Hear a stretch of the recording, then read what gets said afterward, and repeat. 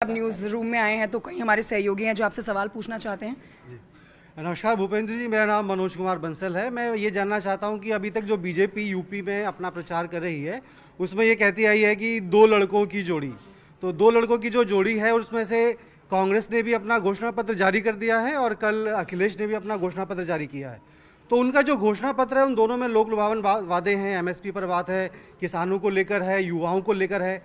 तो अब क्या स्ट्रेटेजी रहेगी बीजेपी की जो है अपने मैनिफेस्टो को लेकर? हम लोग अभी तक हम पूरे अपने 10 साल का कामकाज का लेखा जोखा, आप हमारा कमिटमेंट देखेंगे तो हम अपने जीवन काल के प्रारंभ से ही, जब से जनसंघ की स्थापना हुई, हमने कहा धारा कश्मीर से धारा 370 हटाएंगे, हमने कहा कॉमन सिविल कोड लागू करेंगे, हमने कहा शरणार्थी को नागरिकता देंगे, हमने कहा देश को परमाणु शक्ति संपन्न राष्ट्र बनाएंगे, हमने कहा भगवान श्री राम के जन्म स्थान पर राम मंदिर बनवाने का रास्ता प्रशस्त करेंगे, और हमने कहा बिजली, पानी, सड़क, शिक्षा, स्वास्थ्य, सुरक्षा, इन सारे विषयों पर हमारी सरकारें काम करेंगी।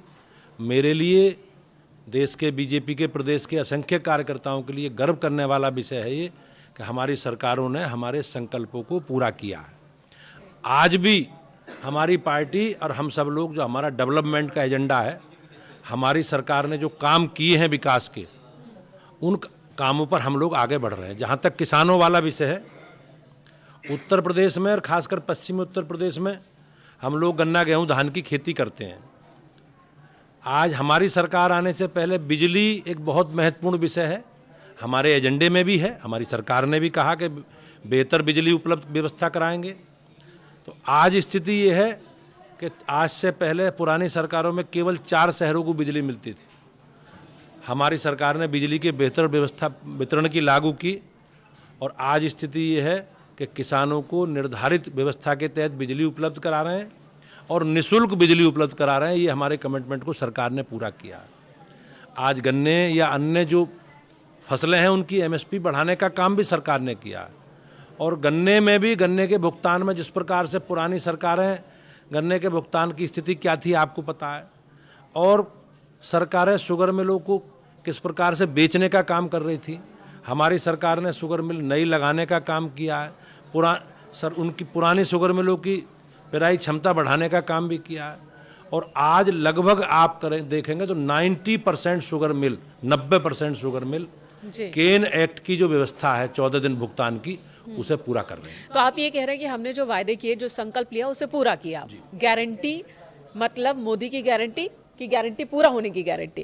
खैर, विपक्ष कह रहा है जब इतने ही आपने अच्छे काम किए हैं तो फिर साम दाम दंड भेद अपनाने की क्या जरूरत। आप उनके नेताओं को तोड़ रहे हैं, उनके सहयोगी दलों को तोड़ रहे हैं, और तो और मायावती जी को मजबूर कर दिया है कि वो बीजेपी की बी की टीम की तरह काम करे।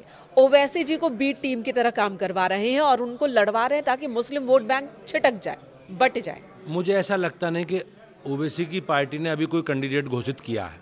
अभी पहले चरण में चुनाव है, दूसरे चरण में भी नामांकन हो रहे हैं, तीसरे में नामांकन होने हैं। तो जितनी मुझे समझ है, कहीं उनका कोई प्रत्याशी मैदान में नहीं है।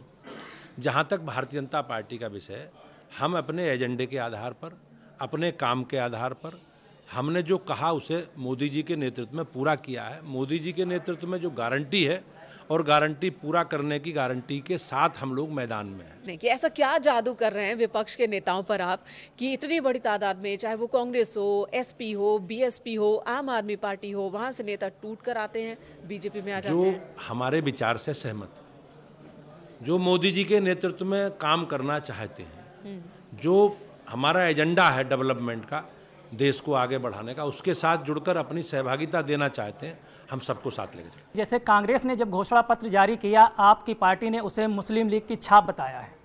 सपा ने भी घोषणा पत्र जारी कर दिया है, उसमें आपको कौन सी छाप दिख रही है? और साथ ही विपक्षी गठबंधन के 2 दल अलग अलग घोषणा पत्र जारी कर रहे हैं, इसके क्या मायने हैं? आप देखते होंगे 2017 में भी समाजवादी पार्टी, कांग्रेस पार्टी 2 युवाओं की जोड़ी के रूप में सामने आई थी। बाद में क्या स्थिति बनी, ये लोग, कांग्रेस का इतिहास रहा है कि जितनी भी गठबंधन की सरकार बनी है केंद्र में, कांग्रेस ने उन्हें अल्प समय में गिराने का काम किया है। ये इनमें आपस में अंतर्विरोध है।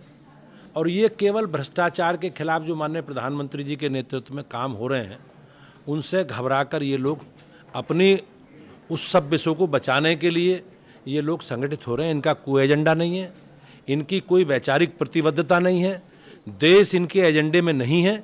इनके एजेंडे में इनका परिवार है, इनकी जाति है, इनका समाज। लेकिन अखिलेश जी कह रहे हैं कि समाजवादी पार्टी के पीडीए का कोई तोड़ बीजेपी के पास नहीं है। उनका जो पीडीए का एजेंडा है, आप उनके निर्णय अगर आप देखेंगे तो उस निर्णय में विशेष परिवार, विशेष समुदाय तक सीमित है। मैंने पहले भी कहा, भारतीय जनता पार्टी आज बदलती हुई भारतीय जनता पार्टी है। भारतीय जनता पार्टी का कमिटमेंट सबको साथ लेकर चलने का है। हमारी पार्टी का स्वरूप भी अब सर्वव्यापी है, सर्वस्पर्शी है। और माननीय प्रधानमंत्री जी का जो संकल्प है, सबका साथ, सबका विकास और सबका विश्वास, उसमें पीडीए भी है, उसमें सारे लोग हैं जी। आप हमारी सरकार में जितनी लाभार्थी परक योजनाएं हैं, हमारी सरकार गरीब कल्याण के लिए समर्पित सरकार है, हमारी सरकार अंत्योदय को समर्पित सरकार है, और हम सबको साथ लेकर चल रहे हैं। आप लाभार्थियों की सूची, हमने बड़ी संख्या में माननीय प्रधानमंत्री जी के नेतृत्व में गरीबों को प्रधानमंत्री आवास दिए हैं। उसमें आप सूची देखो, उन सूची में समाज के सब वर्गों के लोग हैं। जो पात्रता सूची है, हम उसके साथ आधार पर आगे बढ़ रहे हैं। माननीय प्रधानमंत्री राजीव गांधी कहा करते थे कि 1 रुपये भेजते हैं, 85% गायब हो जाता है। अब कितना जाता है? अब 100% जाता है जी, डायरेक्ट।